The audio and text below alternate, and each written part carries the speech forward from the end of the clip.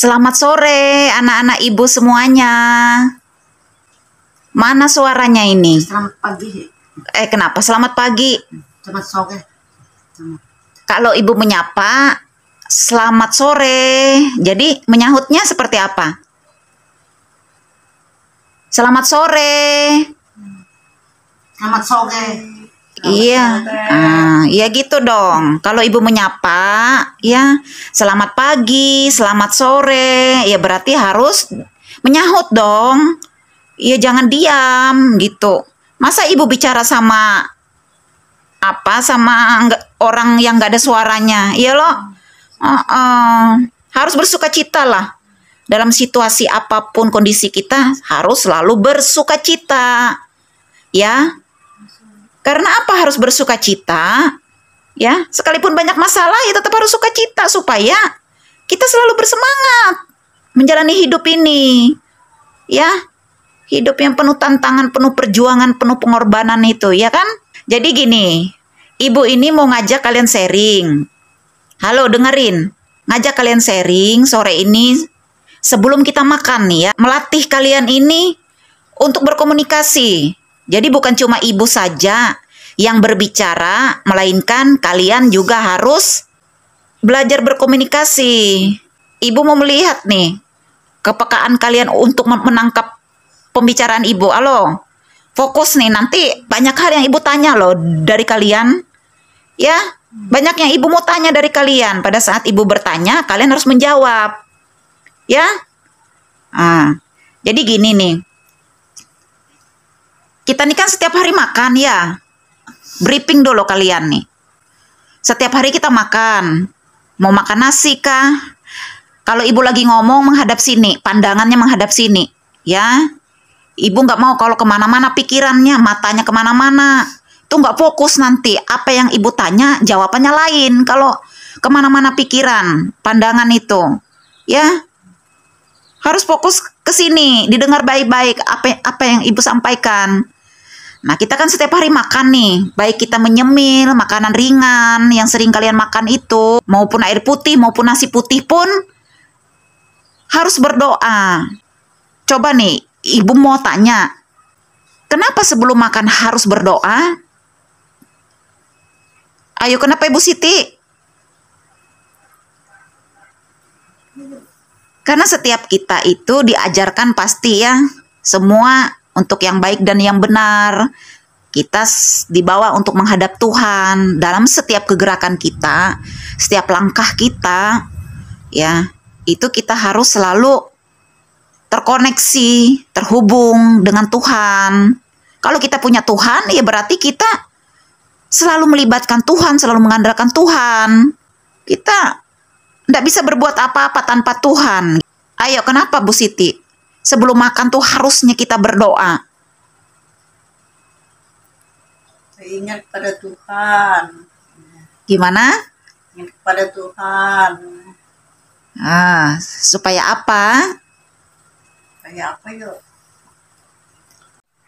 Ayo belajar bicara. Ya, kita apa yuk? Lanjutan mau berbicara. Ayo Yati, kenapa? Soalnya makan tuh berdoa. Terus? Kita makan. Supaya apa? Hilangi jahat. Menghilangi apa? Jahat. Apa tadi? Perasaan jahat, menghilangkan perasaan jahat. Jadi salah satunya juga menghilangkan perasaan jahat. Menurut Yati tadi. Terus apa lagi yang lainnya? Ayo Ti. Buangi dosa. Buang dosa. Terus apa lagi? Kalau menurut Yati nih. Itu aja Bu. Itu aja. Ayo ditambahkan lagi Bu Siti. Bu Siti belum menjawab tadi. Perasaan harus suci. Perasaan harus suci. Dalam badan jangan merasa kotor. Terus. Harus ikhlas. Ikhlas. Ikhlas. Jangan merasa dibebani. Tuh kata ibu. Kalau merasa dibebani ya kada sampai kemana-mana, rasa kada sampai gitu. Kalau kita merasa ikhlas tuh bulan suci Ramadan kita sampai bulan Rabiul Awal, Laudatul Ummah. Nah, dulu ada Bu Ayu kamu tanya sini rumah siapa aja. Itu Ibu Nur Laila, Ibu Nur Lailanya mana ada dulu di rumah. Apa dulu. Kadang-kadang sidin jualan anak cucu sidin tangan jualan sidin ya, lewat-lewat tuh diikhlaskan aja, jangan lagi digenang kelamaan digenang terus jualan karena jadi beban pikiran nggak nyaman kayak itu.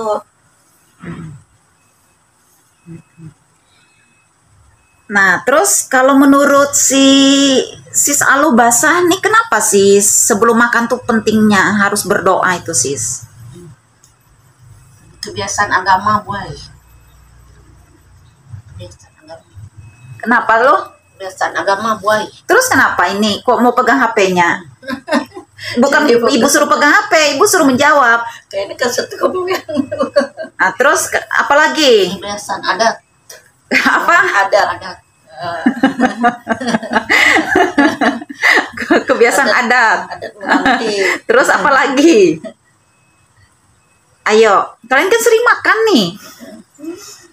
Masa langsung makan begitu? Makan tuh berdoa. Iya.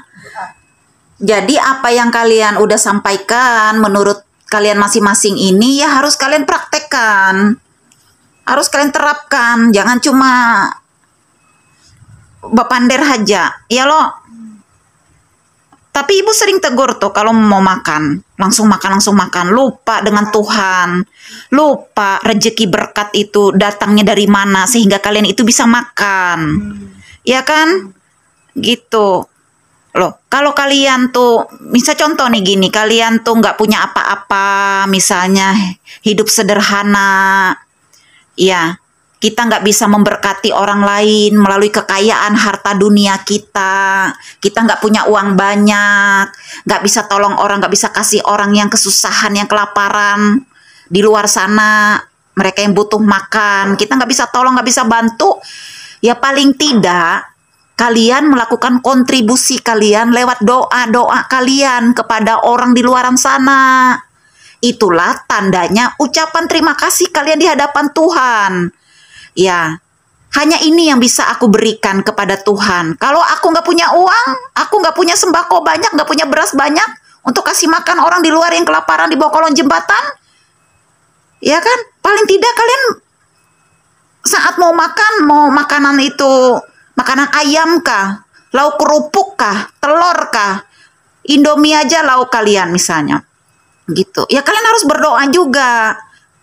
Gitu.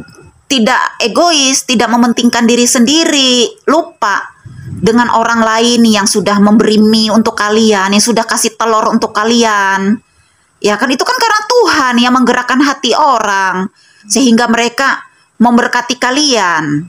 Seperti itu, oleh sebab itu ya kalian harus kembali lah tanda terima kasih, ucapan syukur di hadapan Tuhan tuh kalian kembali menyebut nama mereka, mendoakan mereka yang sudah memberkati tadi, yang memberi tadi, atau orang yang juga tidak memberi kita tapi mereka kelaparan di luar sana, ya kalian juga doakan mereka. Nggak perlu harus menunggu orang dulu yang melihat kita berdoa. Nggak perlu nunggu orang yang melihat kalian mendoakan mereka misalnya. Kan gitu. Yang penting kan Tuhan tahu hati kalian, kedalaman hati kalian. Motivasi hati kalian itu. Kalau kalian menyadari bahwa kalian itu memiliki Tuhan yang besar, pencipta langit bumi, dan menciptakan kalian sebagai manusia, sampai hari ini kalian ada, artinya kalian selalu mengingat Tuhan itu dalam hidup kalian. Doakan orang tua kita, tetangga sanak saudara kita, tetangga lingkungan kita. Bahkan kita mendoakan orang yang jahat dengan kita. Paham enggak? Biar orang jahat sama kita, mau jahatnya bentuk apapun bagaimana, kita dengan diam-diamnya kita berdoa, doakan. Kita ini nggak ada yang manusia yang sempurna di dunia ini. Tidak ada yang luput dari kesalahan dan dosa. Tapi ketika dengan diamnya kita, tanpa ada orang tahu dan orang melihat, kita mendoakan, menyebut nama mereka gitu loh. Supaya apa? Supaya dosa kita diampuni, dosa mereka juga diampuni oleh Tuhan. Paham enggak? Apa yang kalian bisa, walaupun kata-katanya pendek, tapi paling tidak kan kalian dalam doa kalian mengingatkan orang lain. Tidak buru-buru kalian pengen selesai, pengen cepat-cepat makan, takut mah gitu diambil teman sebelahnya kah? Karena pernah ibu nih, saat ibu lagi doa makan nih, ada bersama orang lain gitu kan, karena ibu nih kalau doa makan pun panjang, lama gitu. Karena apa? Karena ibu nggak mau terburu-buru kita itu selesai mengejar makanan yang jasmani, selesai doanya. Ya karena itulah tanda terima kasih kita. Ya kita harus doakan banyak orang, semua didoakan. Kita bisa makan nasi karena ada para petani yang menanam padi sehingga menghasilkan beras. Nasi bisa kita makan, kan kita juga harus mengingat mereka, berdoa kepada mereka. Terus berdoa juga kepada orang-orang yang mengolah padi sehingga menjadi beras itu. Nah, jadi harus memikirkan dan merenungkan hal-hal seperti itu. Seberapa banyak kita mungkin selama ini setiap kali makan nggak pernah kita ingat orang tua kita, nggak pernah kita ingat saudara-saudara kita di dalam doa-doa kita, ya lupa, ya kan? Apalagi kalau sudah lapar, cepat-cepat selesai, cepat-cepat miss call saja sama Tuhan. Kayak kalau sama Tuhan tuh kan sama kayak nelpon nih. Coba nih misalnya ibu nelpon Yati, kering, HP berdering, mati karena cuma miss call doang. Nanti kering lagi miss call ibu, mati, siapa sih ini orang, bilang Yati, miss call doang, kan begitu. Nggak tahu apa maksudnya kok cuma miss call doang. Karena semua kita, semua agama manapun itu pasti mengajarkan semua. Ya namanya itu kan salah satu ibadah kita itu. Ya, dalam setiap kegerakan kita, kerjakanlah itu seperti untuk Tuhan walaupun manusia tidak melihat, itulah ibadah. Itulah doa kita. Ibu pernah nih ketemu orang saat mau makan bareng, doa bersama gitu, mau makan tuh kan lama ibu nih, kadang-kadang kan memang ibu memiliki kerinduan, haus, lapar, dahaga untuk hal-hal yang rohani itu kan merasa lapar, haus gitu. Jadi kadang-kadang itu ya doa itu ya lama, panjang gitu, nggak keburu-buru mau pengen cari makanan jasmani walaupun sudah makanan di depan kita sudah dihidangkan ya enak-enak, makanan daging, sapi, ayam. Nah, ketika sudah merasakan kenyangnya hal rohani itu, ketika sudah selesai doa amin itu rasanya nggak mau melanjutkan makanan jasmani karena sudah dikenyangkan rohani kita. Roh kita sudah dikenyangkan melalui doa-doa kita, sudah merasa cukup puas gitu. Jadi kan makan itu ya sekedar makan gitu ya. Ya makan untuk kenyang gitu, bukan makan untuk bergengsi. Nah, minum air putih pun, halo. Ayo hadap sini, dengar ibu baik-baik. Minum air putih pun, minum roti pun, kalian jangan lupa loh. Dari mana kalian tuh bisa makan roti? Siapa yang memproduksi roti? Siapa yang mengolah roti? Nah, dari mana hasilnya roti itu? Itu kalian harus doakan. Iya kan? Kayak gitu. Doakan mereka. Kalau kita nggak bisa berbuat apa-apa di dunia ini, nggak bisa melakukan kontribusi dari cara-cara lain, paling tidak berdoa yang tanpa orang tahu. Itu diperhitungkan loh, dicatat loh di sorga itu. Mau kalian, nama kalian dicatat di sorga. Oh, Tuhan itu kenal sama si Yati, kenal sama Ibu Siti Samsia, kenal sama Sis Alubasa. Bilang, Tuhan aku kenal dia, karena dia setiap waktu, dia tidak pernah melupakan aku, bilang Tuhan. Dia selalu terkonek sama aku, bilang Tuhan. Makanya nama kalian tercatat di dalam kitab buku kehidupan. Sampai waktunya kita nanti selesai di dunia ini, kita ini nanti bukan tempat tinggal kita selamanya di dunia. Kita akan kembali dan pulang ke rumah kita yang sebenarnya adalah di mana? Halo? Di mana rumah kita yang sebenarnya? Tuhan. Ayo, Bu Siti, di mana rumah kita yang sebujurnya nih? Baghdad. Di mana? Baghdad. Di Baghdad. Di mana sih Salo? Di Gatot. Di Gatot. Ah, Jangan si di Binuang kali kendangan. Yati di mana rumah Yati yang sebenarnya nih? Tuhan di Binuang. Di Tuhan kan? Nah, kita ini di dunia ini sementara nih tinggal di rumah kita yang ini. Kita nanti akan berakhir, bukan tempat kita selamanya di dunia. Kita akan kembali pulang ke rumah kita yang sebujur-bujurnya di akhirat, di sorga. Nah, pada saat sudah kita waktunya kembali ke sana, Tuhan kenal kita enggak? Gitu loh. Ada enggak nama kita tercatat ketika dibuka buku kitab kehidupan di akhirat sana? Ah, oh, ada nama Yati. Hadriati namanya, dibukanya. Oh, waktu dia di dunia ini, dia ini selalu berdoa. Apa-apa dia selalu curhat sama aku, bilang Tuhan. Dia lagi cuci piring pun, dia ikhlas, gitu. Sambil dia mengucap syukur, terima kasih aku hari ini lagi cuci piring. Terima kasih hari ini aku sudah diberikan kekuatan, kesehatan, umur panjang. Nah, itu suatu ibadah.